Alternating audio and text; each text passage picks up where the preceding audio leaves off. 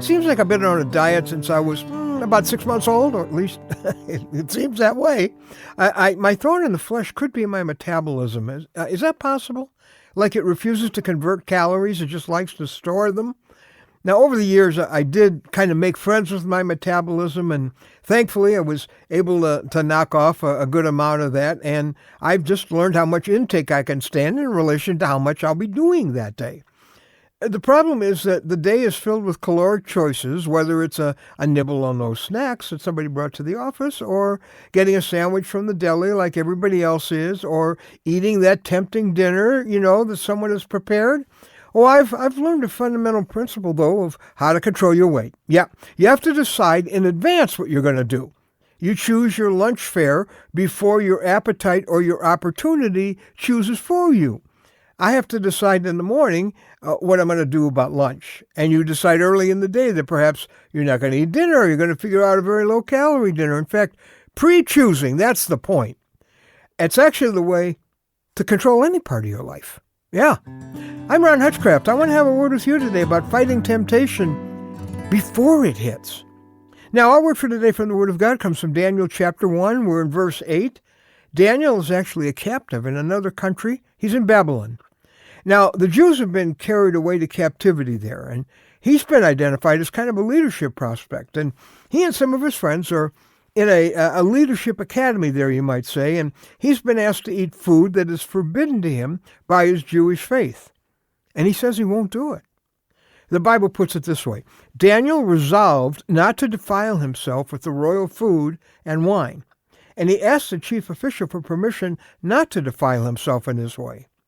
Well, he goes ahead and eats a diet that is consistent with his convictions, and he ends up stronger than any of those who ate the prescribed diet. Now notice here, his resolution came ahead of time, that he was not going to eat it. Then he took action to support that choice.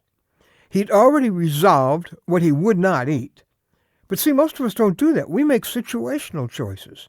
Right in the middle of it, we'll say, well, I'll see how I'll feel. I'll see how it's going. I'll see which way the wind's blowing. I'll see how it goes. I'll see what the circumstances are. That's a good way to get blown away spiritually by a temptation. Remember this: the key to no regrets choices is deciding in advance. I guess Samson had never really made up his mind how far he would go. And with Delilah, he lost his leadership and he lost his life. But Daniel, in contrast, knew where his line was and became one of God's great leaders. He had decided in advance. Now, if you're facing a situation where you'll be tempted to give away what you'll later wish you hadn't, decide in advance how you're going to handle it. That's nowhere more crucial than in keeping sex pure and special. You set your line sometime when you're alone with your Lord, and then you don't violate that boundary. You don't let your glands decide. Excuse me, but your glands make lousy choices. Maybe you're in a situation where you're going to be tempted to tell something less than the truth.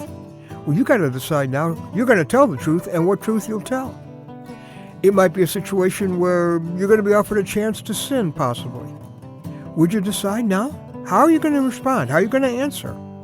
We live in a world where 99% of the pressure is to not do it God's way. If you wait and see how it's going to go, I know how it's going to go. So do you. You'll make a wrong choice. No, you see, like a dieter, you have to know now what you're going to do then. Because the key, remember it, to no regrets choices, yes, it is deciding in advance.